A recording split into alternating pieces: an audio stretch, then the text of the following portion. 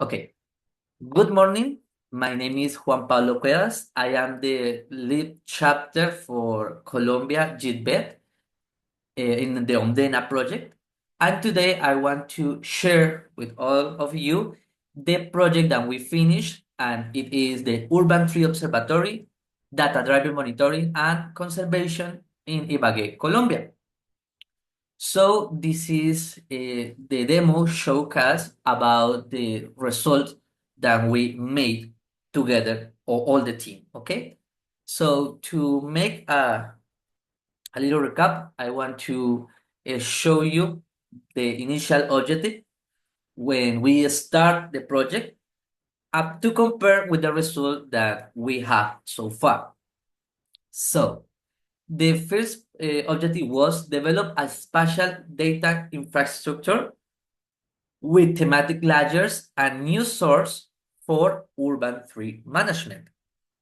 Implement analytical models and visualization to quantify ecosystem services and facilitate the data access and usability for decision makers and citizens integrating insights from urban observation, urban observatories.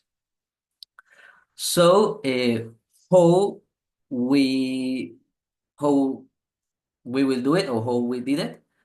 So in this case, we use four um, principal tasks to do this. The first one was the thematic layers, right? After that, we create the data clean process. After that, we place all together in the backend. And at the same time, we work in the front end development of the web application. So first of all, I want to show you the examples about uh, the results about the data layers. Okay. So first of all, we generate a map of temperature in the Ibagué city. So as you can see, we don't have the same temperature in all the city, right? So we have like focus of temperature because we have like urban zones that they capture a lot of energy. So this is temperature. And also we have other zones inside of the city that they don't have the same temperature, even when are closer, correct?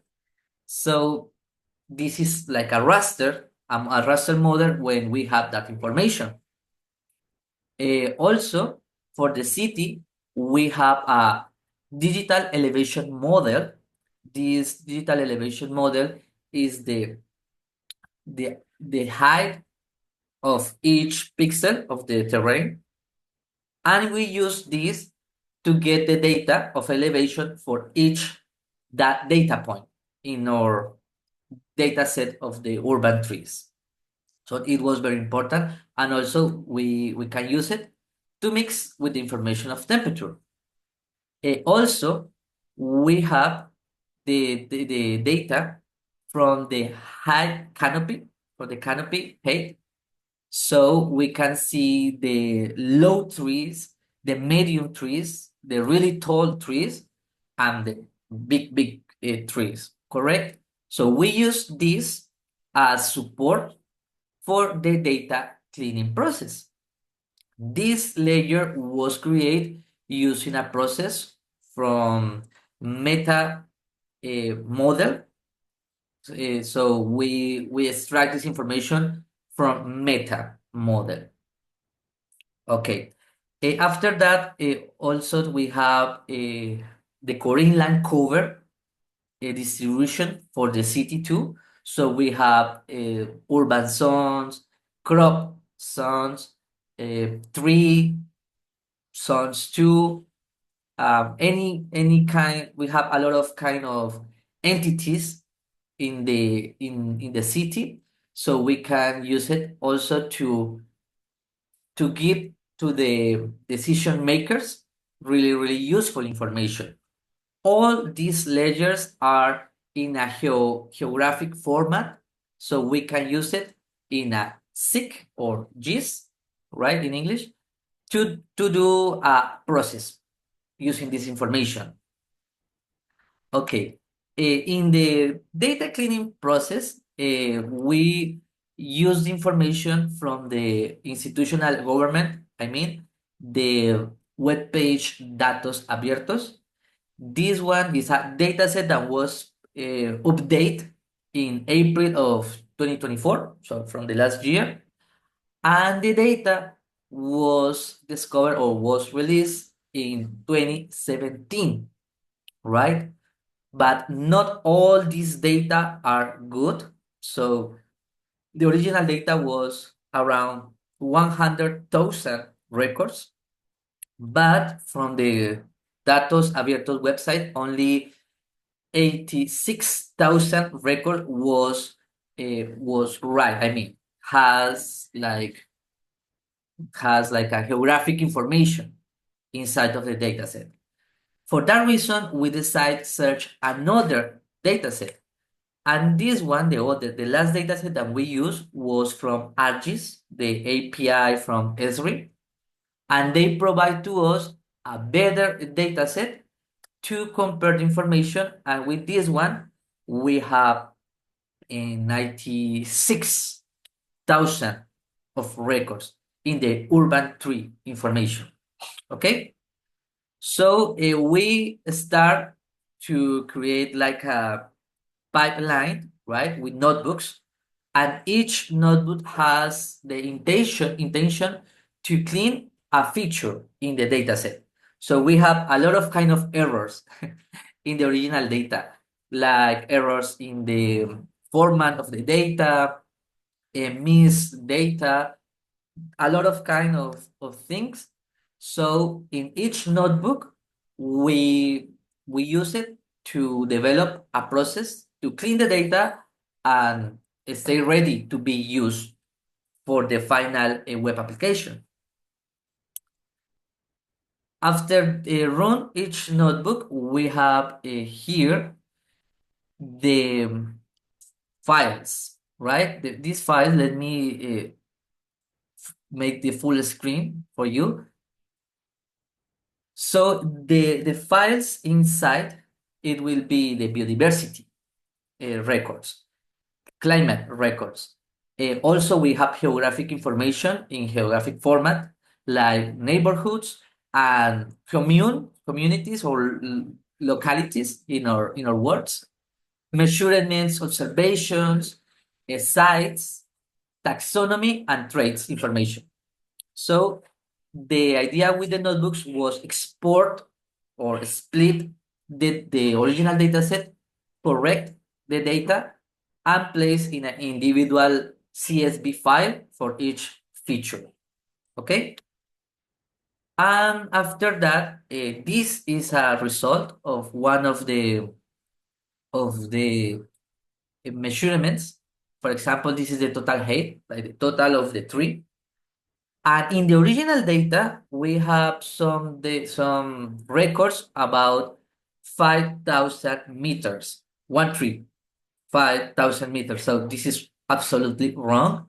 So we use models and process to correct these wrong data, these outliers, and correct the distribution of the data points.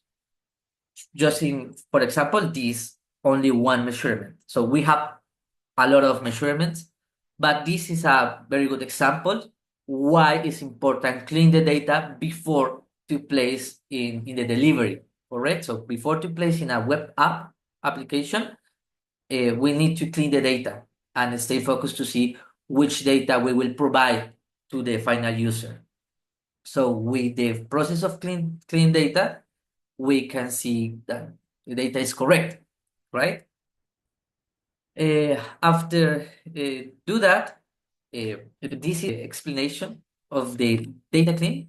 Okay, so I want to know if Sebastian has the notebook of the meteorological data there, and Yes. you can talk a little about the your process and your results, please. Okay, let me share my screen.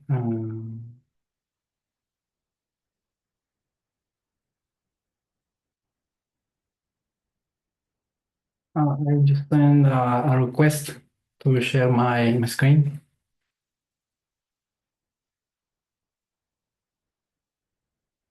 You're mute. Sorry, could you try to do the request one more time? Okay. Okay, nice. Now is sharing. Okay. Yes. We did some searching on the web about information of the temperature and the air quality of the Ibagué city. And we found data of this city. They have some meteorological stations in some points of the city and in nearby. But we didn't find information about air quality. So we did analysis about this temperature.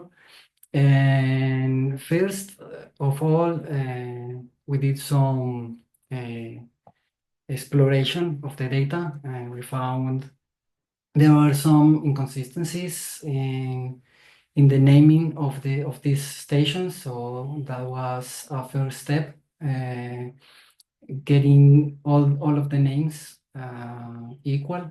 So for instance, we have here Cerros Noroccidentales and this other station that is the same, but it has this suffix. So we get all standardized, and then we start to check this information about the temperature.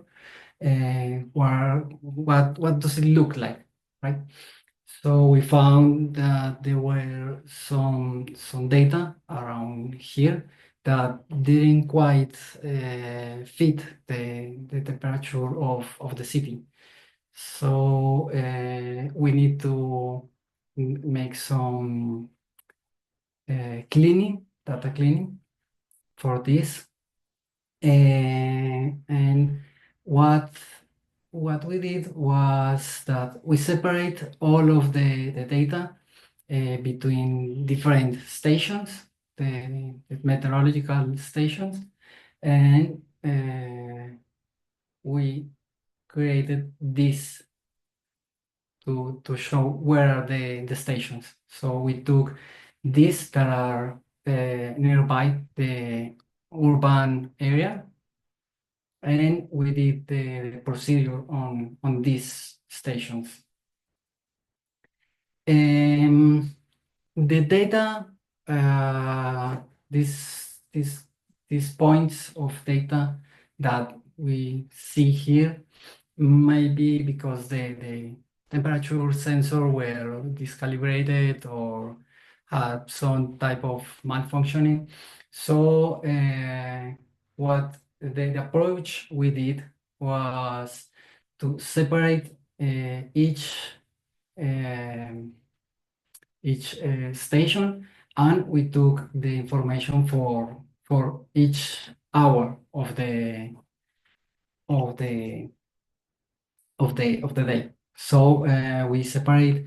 So here we have all the data between the midnight and just before the 1 a.m. and the between 1 and 2 and so on and so forth. So we can find these outliers. So here we have the midnight. It's rare that these data were so high during the night, and this data, even if it is night, Ibagué is a hot city. So this is some data that doesn't agree with the climate of the city. So we proceed to delete these outliers for each of the stations and for each hour. That was the procedure with it. And after we did all of this data cleaning, we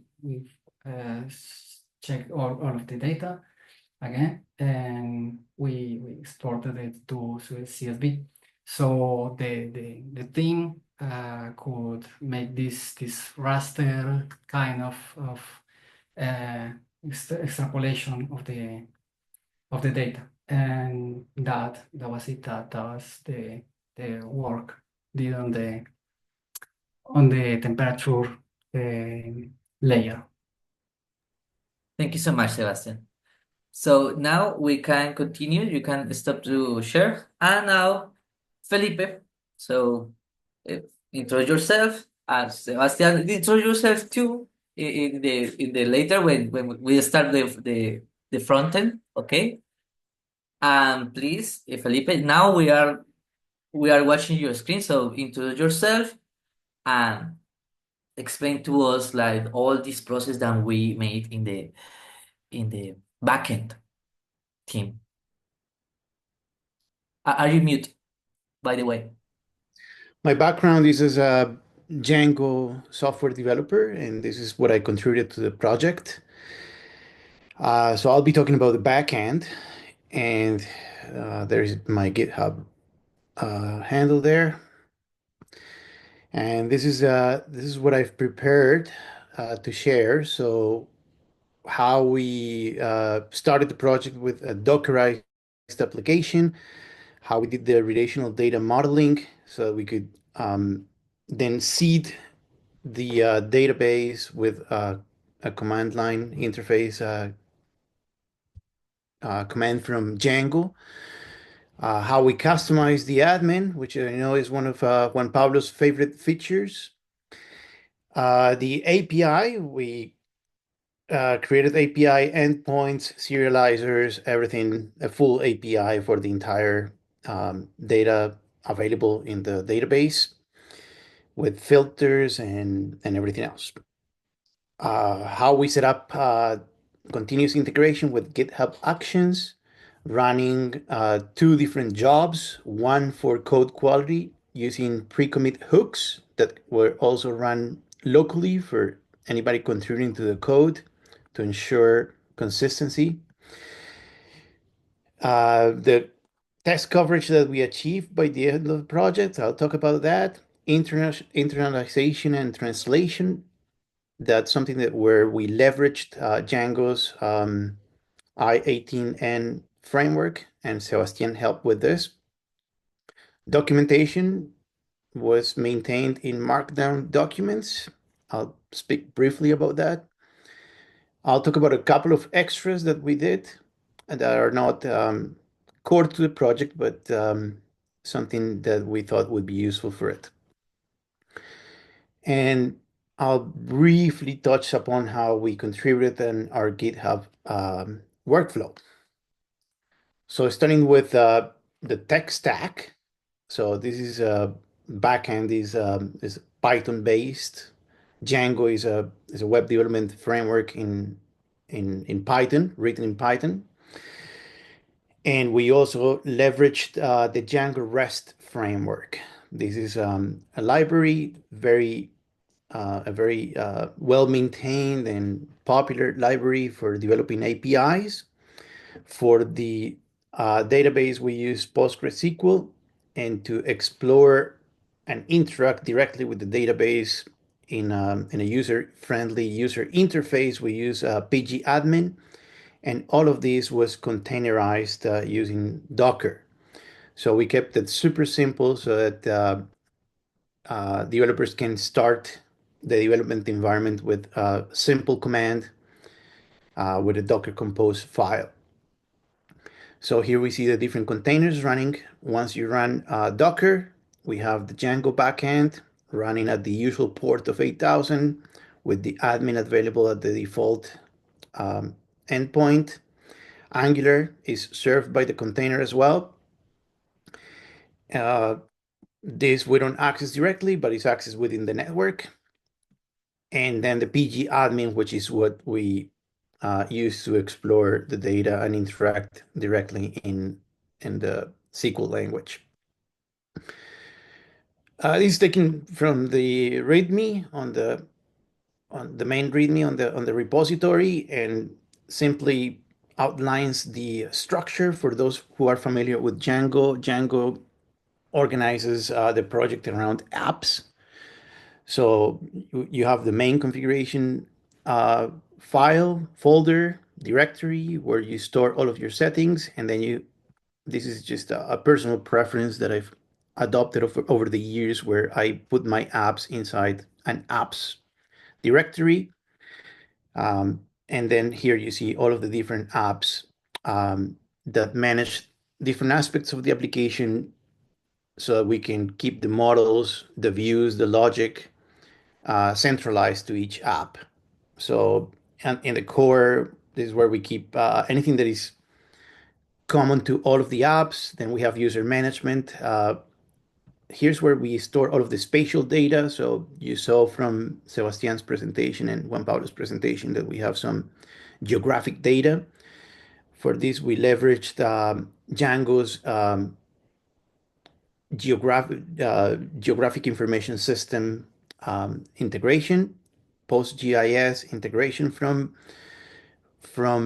PostgreSQL as well. In taxonomies is where we keep the families, the genera, the species, and biodiversity. This is the trees themselves, and each tree has a location. So we leveraged GIS features again here from GeoDjango.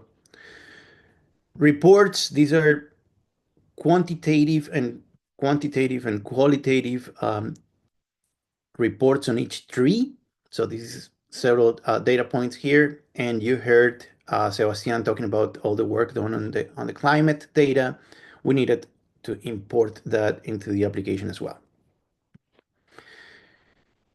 Here's an example of how we transform data that was coming in flat, denormalized in CSV files, in JSON structure, to a relational database.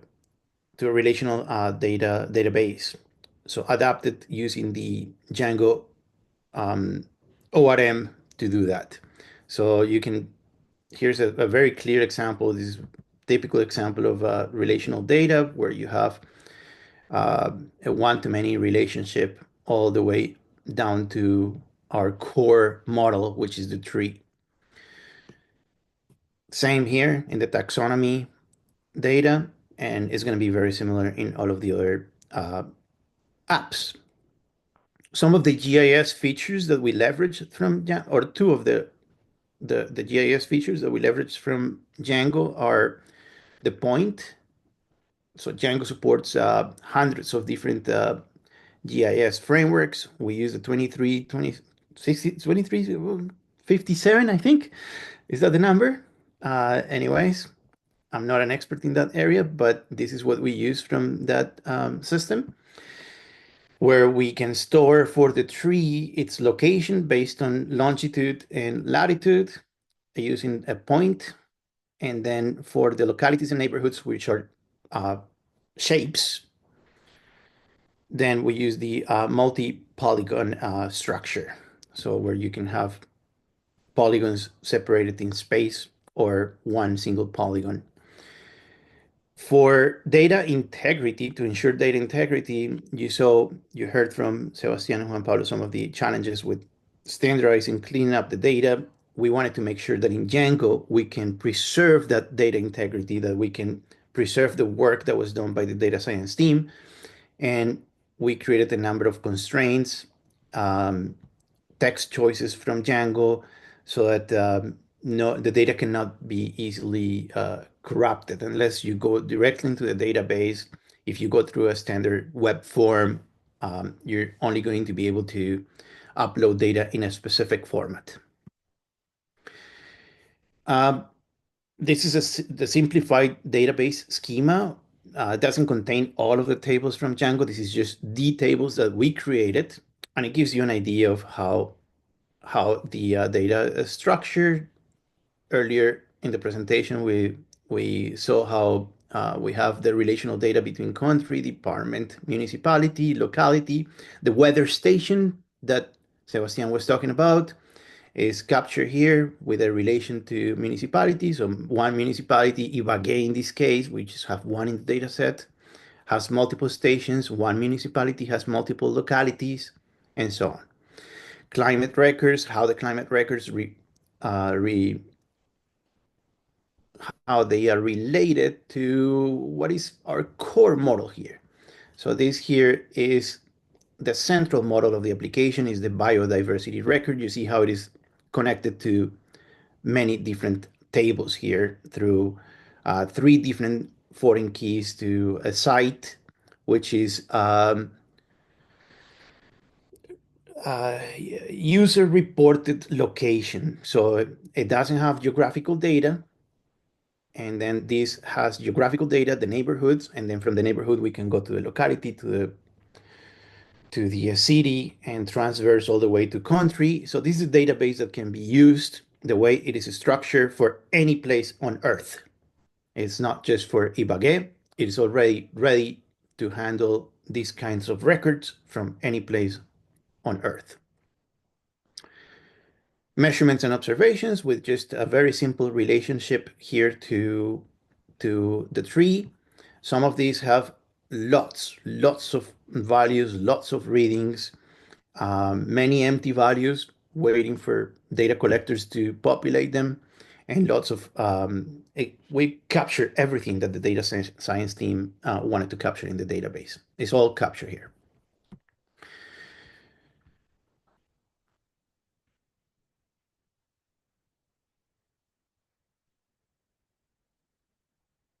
All right. So we needed a way to get all of these data from CSV files, from JSON structures into the database. This was one of the challenges that we had to work over and over and over on again. And in collaboration with the data science team, we discussed how we needed to prepare the data for uploading to the database. So we ended up creating a script where we could upload all of the data, and you can see here all of the data that was ultimately uploaded and normalized into a relational data structure coming from a flat structure. pgadmin, I'll show you in a moment what that looks like, but this is a visual interactive way to explore the data in a friendly user setting. Make it look as close as possible to Excel, while giving you also the capability to run your own SQL queries, like this SQL query that Juan Pablo shared with us in Slack. Django admin. This is one of the most beloved features of Django, and this is why a lot of people choose this framework. It comes out of the box with an admin where you can explore your data, you can change it, you can delete records, add records, out of the box without even having to create any front-end user interface. It comes with all of this for free. What we did is customize it extensively. So what you see here, the search, the filters, these filters by date. You see here, for example, that these records are linked. All of these are customizations that were done. This is not done out of the box by Django, but it's something that we coded. This is a list view, so where you see all of the records, and then once you click on one of the records, is the detail view or the change view. This is where you can change the record. And here's an example of an observation record. Here's an example of how we integrated the leaflet with Django, JavaScript library, so that we could visualize the geographic features. So here's a multi-polygon visualization of one of the localities in Ibagué. And here's a visualization of the point. So this is a single tree at a specific coordinate. So here you see the longitude and latitude. The API you see here a fraction of the API. Documentation is all documented using the Open API standards, in this case visualized by Swagger. And it allows you to interact directly with the database without having to open Postman or other tools, which you can also use as well. And so every single model has multiple API points. Most of them, the vast majority of them are get read-only points. One of them that require a post, but for the most part, for now, the API is just read. It's one-way direction. You can also explore the API with redoc. This comes through a library that we added. The continuous integration was done using GitHub Actions. So we build a Docker, we build our Docker environment in CI, run the different jobs, such as the code quality. So this runs the pre-commit, which runs rough, checks for a number of different issues for code quality to standardize that across the entire code base. And then we have another job, which you can explore directly in GitHub, but it does a bunch of things, such as verifying the post GIS setup in the database, running Django checks, running migrations. So it creates the entire database, runs all of the migrations, and it does this multiple times during the test. In fact, we compile the translation, make sure that that is running and that can compile static files, JavaScript, HTML, of which there is hardly any, and so on. And then finally, it runs the tests. This is the main point of running this CI.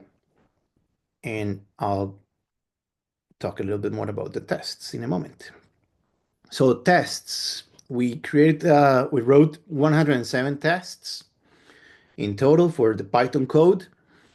And that gave us, according to these metrics, a 94% coverage on all the tracked lines, single lines of code.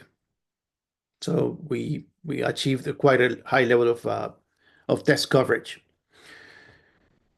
For the internalization, we leverage Django features, and as you can see here, we wrap the URL in a way that you can easily switch between English and Spanish, the two languages available for the application.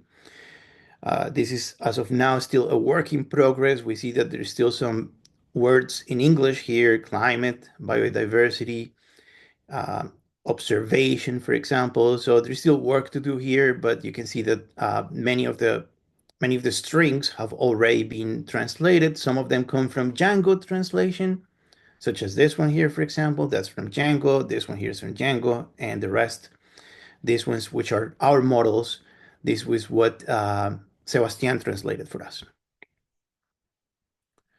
And that's still a work in progress, but it's quite advanced at this point. Documentation was done in Markdown. As of now, we have some documents here that you can see for the API, for the DB schema. That was that mermaid diagram that I showed or will show. We showed already, yes. How to run this command, which I will show you in a second what that command is about. Translation guides, internalization guides, and all of that documentation was done in Markdown. And of course, there is the interactive documents for the API. Now, talking about extras, we just playing around with what we could do with Django. This is on a Django template, so this is not done in Angular. This was done directly in a Django template with the D3JS library, using the tree of life visualization for taxonomy. So here you have the families, and I'll show you in a second during the live demo, but you can hover over these over these labels, and it will give you some information. Here's the genera, each genus. So each family contains multiple genera, and each genus contains multiple species. I'm sorry, So Felipe. The recording, it will finish in less than 1 minute. So we can split this part. It will be like the part one, and maybe we can continue in Teams to recording the rest. sure. Okay. So for the people that are watching us in the future, this is the first part, and we will upload the second part in a different video. Okay? So Okay. we will finish right now this part, and we will join to other meeting to continue with the rest of the project. Okay? So I see you soon.